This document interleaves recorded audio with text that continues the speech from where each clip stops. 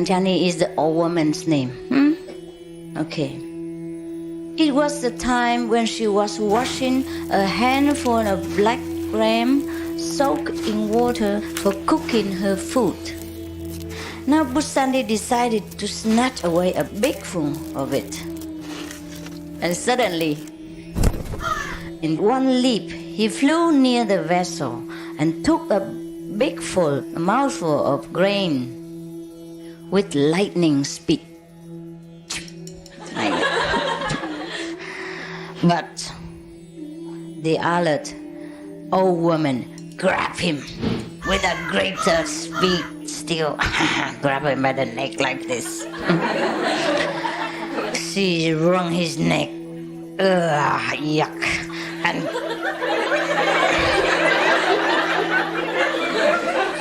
And kept it twisted so that the grain did not slip down to his stomach. Yeah. Meanwhile, with her other hand, she parted the beak, right? The beak of the bird, and squeezed out, took out the grain to the last grain from the throat of the struggling crow. Oh. Really, she deserved the award from us, huh?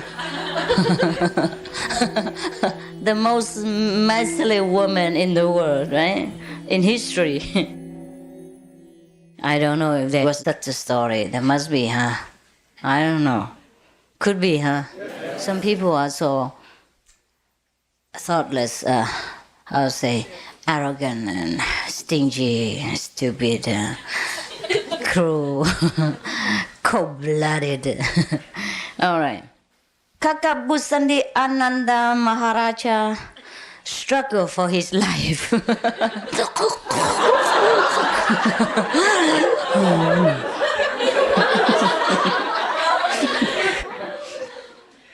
At last, he was let free after she thought all the grain had been, poked out by her.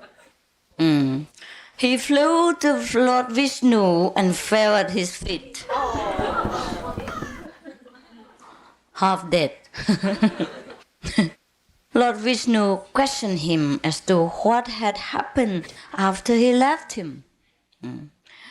Busandi never mind, call him Busandi. Spell his last long name. Gasped out the whole story.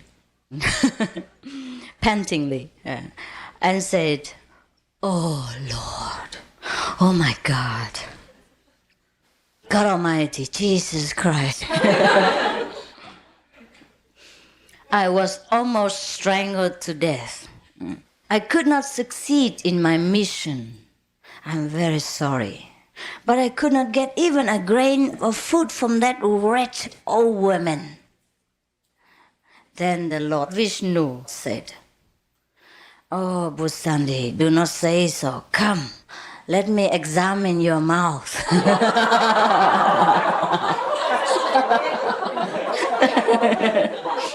Open your mouth, let me have a look. So, Busandi opened his beak like this. And the Lord Vishnu used his wisdom magnifying glass, wisdom eye, with the magnifying glass, looked into his throat and found, there's something there.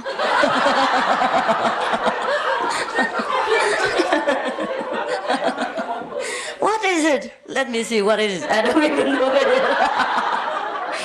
Oh, let's see what it is. It must be something, because this is a story, like movies. There must be something. Otherwise, it could not continue. There must be something. Where is it? Where is it now? Okay. He saw a little bit of husk. The husk, yeah? Maybe the outer, the outer skin shell of the grain, right? Of the rice or whatever that was.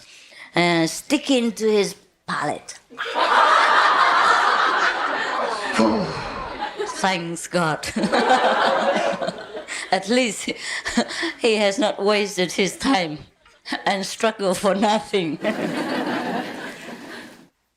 Look, Bosandi, there's a small bit of husk sticking to your palate. I'm satisfied. The Lord Vishnu say, oh, the Lord is easy to satisfy. If we knew that, we wouldn't have to meditate so long every day. Tell him we just put our bottom on the cushion, that would be fine. Better than nothing, since he's so satisfied with even a piece of husk. Huh? Okay, so now, the old lady has earned some merit. Oh, blessed be Lord Vishnu, so compassionate and loving and merciful. Okay, now he said, Basandi, when she goes back to the world after her death, let her be fed on the husk of the particular grain which was found sticking to your palate. So the old woman will be eating that all her life long. It must be tasty.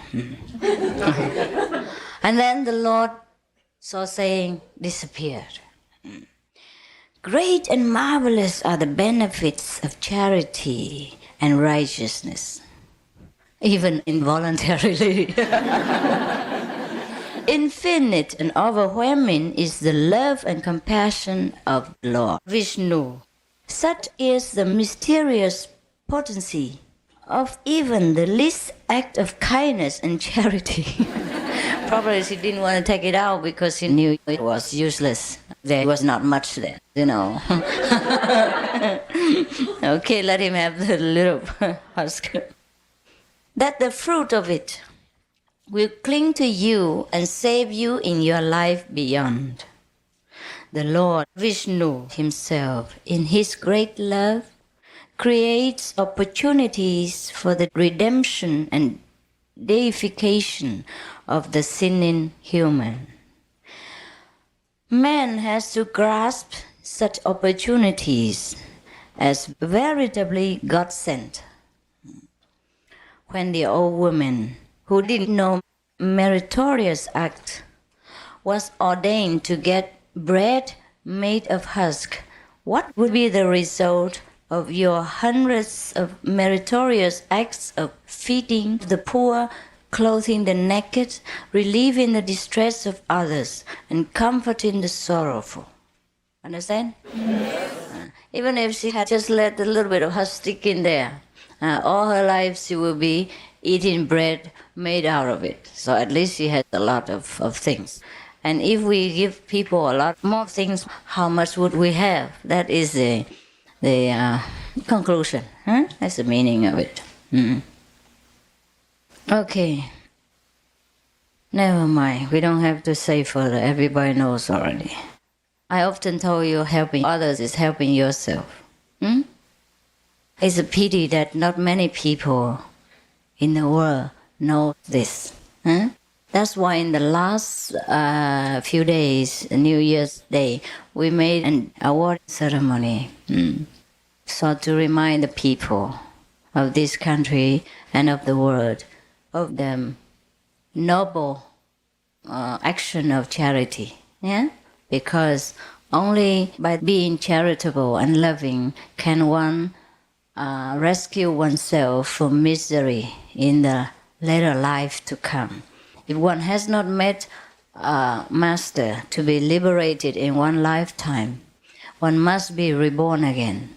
And it is better to be reborn in a plentiful environment with not so much suffering, like lacking of comfort, like food, clothing, house, shelter, and every other necessity of life. And therefore, I encourage other people to practice charity, not because I need them to help me to help others, but it is for themselves because they need it.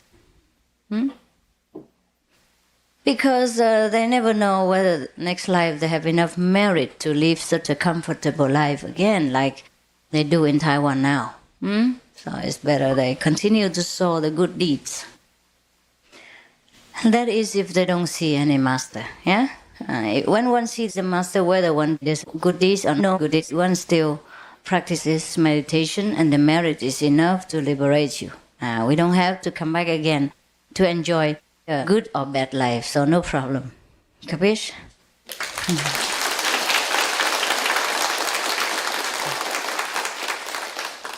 That's it. Enough? No. What do you mean no? When you say no, you mean maybe, right? Okay, let's see what's the next one. Okay, let's move to another higher level. This is mental worship. We talk about charity. It's very meritorious. But how about meditation? Yeah? How about prayers? How about mental worshiping the Lord instead of doing charity? Or together with charity, okay? Mental worship means a devotee, a follower, doesn't use any external objects such as flowers, incense, drums, gongs, or statues, food offerings, etc. to worship. Now, Arjuna, you remember Arjuna? The devotee of Lord Krishna. It is recounted in the Bhagavad Gita. You know, huh? Okay. Arjuna was very fond of doing long and ostentatious external worship of God. He had a spacious worship room lit up with countless lights. He used gold and silver vessels. He spent several hours in ceremony and worshiped Lord Shiva. He would sit for many hours and throw cartloads of flowers, like our car, busloads of flowers at the image of Lord Shiva. You know Lord Shiva? Yeah, one of the Hindu gods, Brahma, Vishnu, and Shiva. Shiva is supposed to be the Lord of destruction. Actually, he destroys evil. He doesn't destroy good people. Okay? Destroyer doesn't mean destroying a good creation. It destroys only evil. Okay, now. There was a brother of Arjuna called Bhima. He never sat to do any worship. He never went to the temple. He always goes to Meli.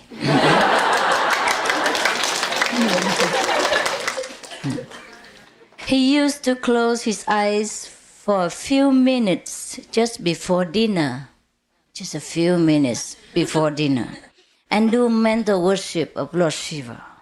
Perhaps just like the way you do. I know every time you get the kangbei, you just like this. I don't know what you do. And sometimes the person behind, when you do like this, person behind takes the food. Stole some food from you and you don't even know. He closed his eyes a few minutes just before dinner and did mental worship of Lord Shiva. Perhaps he makes offerings, or recites the 5 names or something like that. Okay. Arjuna thought that he was a great devotee of the Lord and that he was highly pious and devoted. He thought that his brother Bhima had no devotion. Therefore, he looked down upon him with contempt.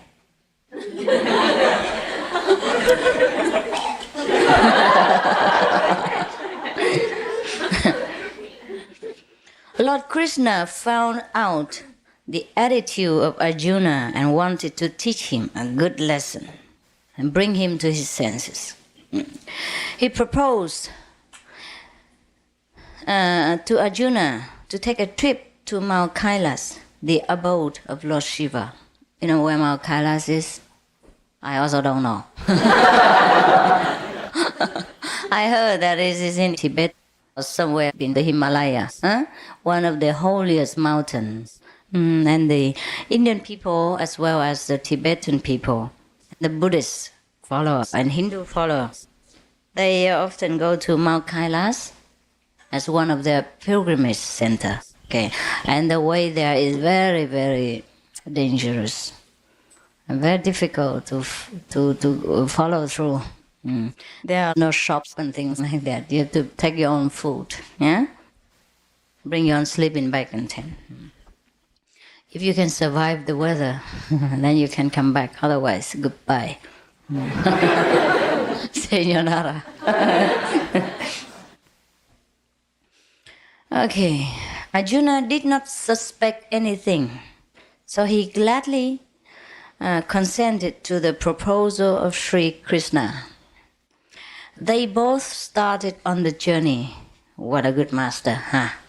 If you want to teach a disciple, must go with him, must endure the same hardships, so that Arjuna can learn a good practical lesson by a living example. Such a good master is he. If it were me, I say, you go alone. I stay here and pray for you. I will ask the inner master to protect you. Because in the old days, the master of any degree did not have so many disciples. I don't think they could have many disciples because of the communication and transportation problems. Also, they tested the disciples long before they accepted and things like that. Also, it was not easy to organize everything in such a big scale like today. Besides, even today, not any master can have many disciples, right? Anytime, for example, we make a lecture, many thousands of people come, only a few hundred stay. And then after that, fewer left behind to continue the practice, right? Anything can tempt them to go away. Meet, women, money, family, influence, friends, society, anything, old habits. Drag them back to their older habits.